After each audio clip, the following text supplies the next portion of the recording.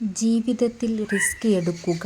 നിങ്ങൾ വിജയിക്കുകയാണെങ്കിൽ നിങ്ങൾക്ക് നയിക്കാനാകും. നിങ്ങൾ തോൽക്കുകയാണെങ്കിൽ നിങ്ങൾക്ക് മറ്റുള്ളവരെ വഴികാട്ടാൻ കഴിയും. ദയ എന്നതൊരു ഭാഷയാണ്. അന്ധർക്ക് കാണാനും ബധിരർക്ക് കേൾക്കാനും കഴിയുന്ന ഭാഷ.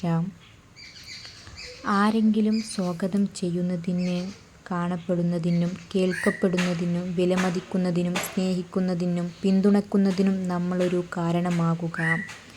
നിങ്ങളോട് ഒട്ടും ഇഷ്ടമില്ലാത്തവർ കാണിക്കുന്ന ബോഡി ലാംഗ്വേജ് സെൻസ് 1. നിങ്ങൾ എപ്പോൾ അയാളോട് സംസാരിച്ചാലും കൈകെട്ടി നിൽക്കും.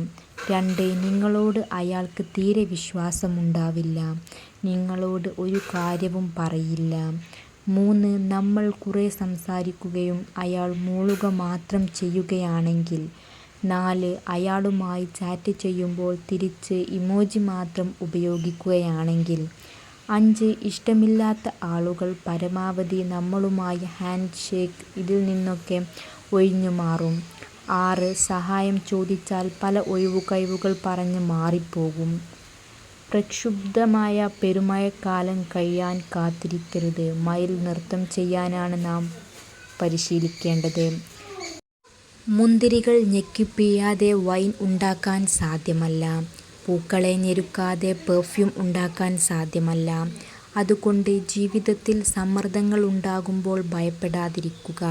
കാരണം അത് നിങ്ങളുടെ ഏറ്റവും നല്ലതിനെ പുറത്തു കൊണ്ടുവരും. നമ്മൾ ആർക്കുവേണ്ടിയാണ് സാക്രിഫൈസ് ചെയ്യുന്നത്? അവർ വളർന്നുകൊണ്ടേയിരിക്കും.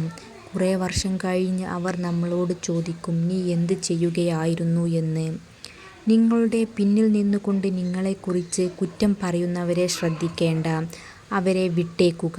കാരണം ശരിക്കും പറഞ്ഞാൽ അവർ നിങ്ങളെക്കാൾ 2 അടി പിറകിലാണ്. അതുകൊണ്ടാണ് അവർക്ക് നിങ്ങളുടെ പിന്നിൽ നിന്നുകൊണ്ട് കുറ്റം പറയേണ്ടി വരുന്നത്. ഏറ്റവും മോശം അവസ്ഥകളിലൂടെ നമ്മൾ കടന്നു പോകുമ്പോഴാണ് നല്ല നിമിഷങ്ങൾ മനസ്സിലാക്കുന്നതും നല്ല മനുഷ്യരെ തിരിച്ചറിയുന്നതും. തീയിൽ തൊടുമ്പോഴാണ് വെളിച്ചം മാത്രമല്ല വേദനയും തരും എന്ന് മനസ്സിലാക്കുന്നത്. ഓരോ സങ്കടങ്ങളും നമുക്ക് സമ്മാനിക്കുന്നത് വേദനകൾ മാത്രമല്ല, മുന്നോട്ട് ജീവിക്കാനുള്ള തിരിച്ചറിവുകൾ കൂടിയാണ്. ഒന്നിനെയും അധികമായി സ്നേഹിക്കരുത്. നിങ്ങൾ ദുഃഖിക്കേണ്ടി വരും.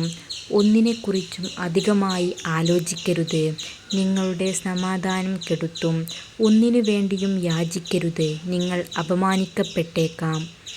ഒരിക്കലും ഒരു റിലേഷന് വേണ്ടി ആരുടെ മുന്നിലും കെഞ്ചാൻ പാടില്ല. സന്ദർഭം ഏതു തന്നെ ആയാലും നല്ല രീതിയിൽ ഡ്രസ് ചെയ്തു പോകുക. ഇരുന്നു കൊണ്ട് ആർക്കും കൈ കൊടുക്കാൻ പാടില്ല. മറ്റുള്ളവർ പറയുന്നത് ശ്രദ്ധിച്ച് കേൾക്കുക. തല ആട്ടുക. അതിനെല്ലാം ഉപരിയായി ഐ കോണ്ടാക്റ്റ് വെക്കുക. നിന്നെ ഒരിക്കലും നിന്റെ വികാരങ്ങൾ നിയന്ത്രിക്കാൻ അനുവദിക്കരുത്. 1000 തിരികൾക്ക് വെളിച്ചം പകർന്നു കൊടുക്കുന്നത് കൊണ്ട് ഒരു മെഴുകുതിരിയുടെ ആയുസ്സ് കുറയുന്നില്ല. പങ്കുവെക്കപ്പെടുന്ന സന്തോഷവും അതുപോലെയാണ്. എൻ്റെ ചിന്തകൾ എൻ്റെ മാത്രം ചിന്തകളാണ്. അവിടെ തെറ്റുകൾ ഉണ്ടാവും, അതുപോലെ ശരികളും. അങ്ങനെ ചിന്തിക്കുക. ആളുകളെക്കുറിച്ചുള്ള 5 സൈക്കോളജിക്കൽ ഫാക്റ്റുകൾ. 1. സാമൂഹികമായും മോശമായ ആളുകൾ ബന്ധങ്ങളിൽ കൂടുതൽ വിശ്വസിക്കാൻ പറ്റുന്നവരാകും. 2. ഒരു നെഗറ്റീവ് കാര്യം കേൾക്കുമ്പോൾ കുറഞ്ഞത് 5 പോസിറ്റീവ് ഓർമ്മകളെയെങ്കിലും നശിപ്പിക്കും. 3. അൺഅട്രാക്റ്റീവ് ആളുകൾ തങ്ങൾ യഥാർത്ഥത്തിലുള്ളതിനേക്കാൾ കൂടുതൽ ആകർഷകരാണ് എന്ന് കരുതുന്നു.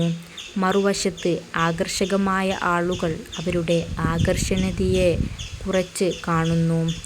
4. മറ്റൊരു വ്യക്തിയുടെ പെരുമാറ്റം സൂക്ഷ്മമായി അനുകരിക്കുന്നത് നിങ്ങളുടെ തലക്ഷണം ഇഷ്ടപ്പെടുന്നവർക്കാക്കി മാറ്റുന്നു. 5. കർക്കശമായ രക്ഷിതാക്കൾക്ക് അവരുടെ കുട്ടികളെ കൂടുതൽ കള്ളം പറയുന്നവരാക്കി മാറ്റാൻ കഴിയും.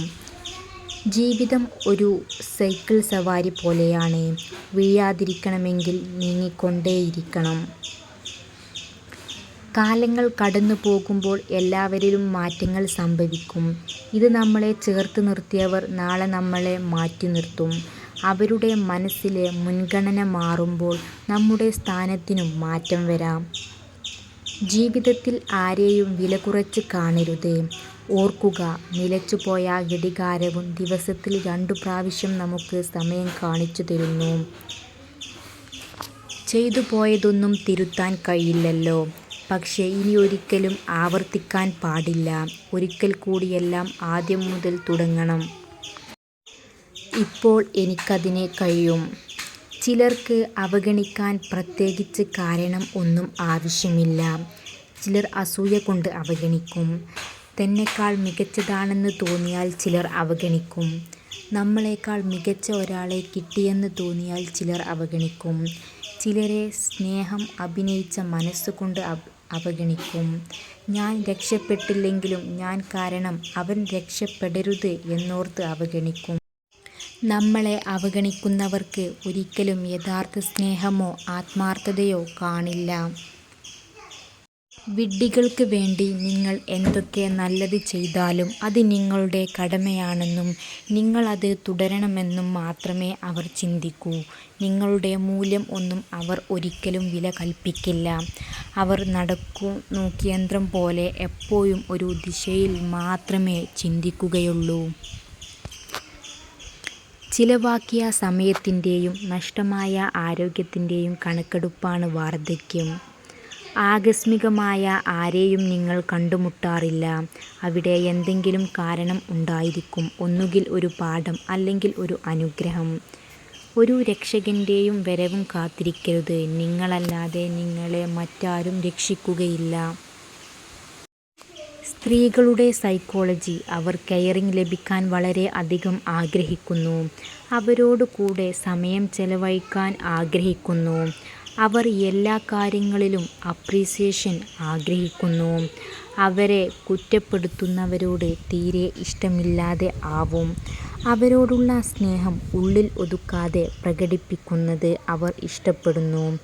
അവരെ പുതിയ സ്കിൽ പഠിപ്പിക്കുന്നവരെ അവർ വളരെയധികം ഇഷ്ടപ്പെടുന്നു. സൂക്ഷിച്ച് വെക്കാവുന്നതിൽ ഏറ്റവും വലിയ സ്വത്ത് ഓർമ്മകൾ മാത്രമാണ്. കാരണം എത്ര കാലം കഴിഞ്ഞാലും ഓർമ്മകൾക്ക് മധുരം കൂടുകയല്ലാതെ ഒട്ടും കുറയില്ല. അനുഭവങ്ങളാണ് നമ്മളെ നല്ല തീരുമാനങ്ങളെടുക്കാൻ പഠിപ്പിക്കുന്നത്. പക്ഷേ അനുഭവങ്ങൾ ഉണ്ടാക്കുന്നത് മോശം തീരുമാനങ്ങളിൽ നിന്നാണ്. അതാണ് ജീവിതം.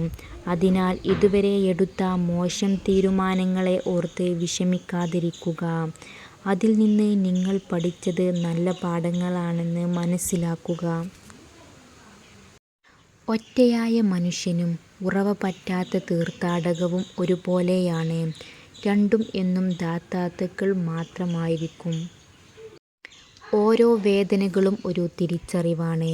തളരാനുള്ള കാരണമാകാതെ വളരാനുള്ള അവസരം ആക്കിയെടുക്കുന്നതാണ് തിരിച്ചറിവ്.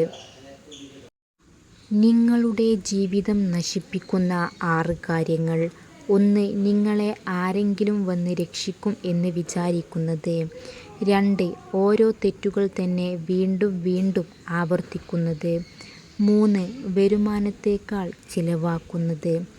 4. മണ്ടന്മാരുമായുള്ള കൂട്ടുകെട്ട്. 5.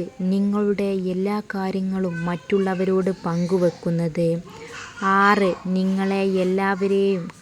നിങ്ങളെല്ലാവരെയും കണ്ണടച്ച് വിശ്വസിക്കുന്നത് നിങ്ങളുടെ ജീവിതം നശിപ്പിക്കുന്ന കാര്യങ്ങളാണ്.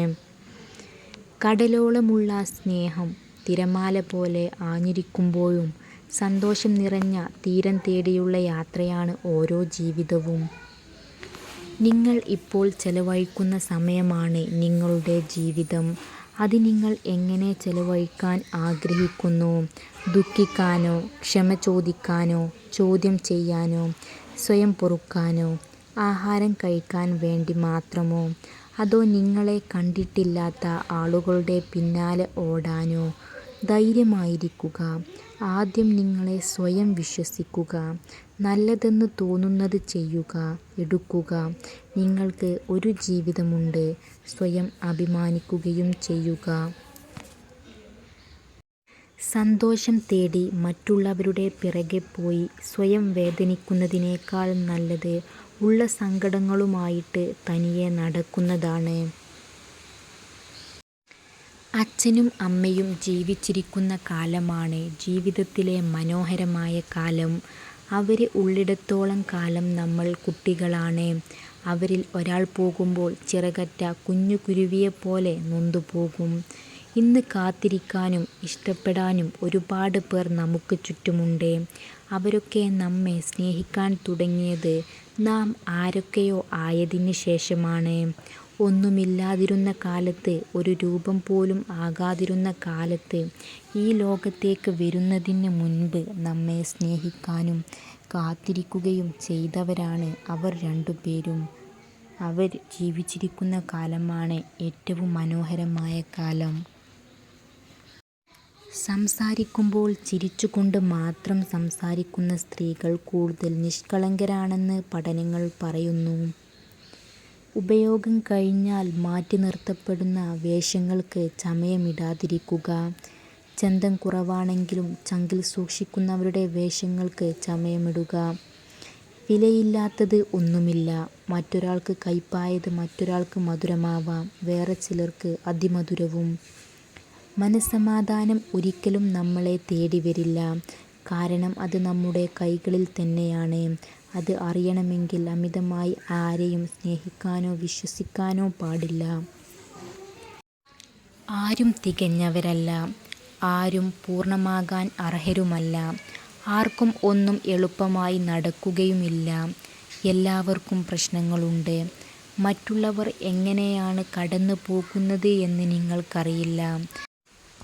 അതിനാൽ മറ്റുള്ളവരെ വിധിക്കുകയോ വിമർശിക്കുകയോ പരിഹസിക്കുകയോ ചെയ്യുന്നതിന് മുൻപ് താൽക്കാലികമായി നിങ്ങളുടെ നാവ് കൊണ്ടുള്ള യുദ്ധം നിർത്തുക.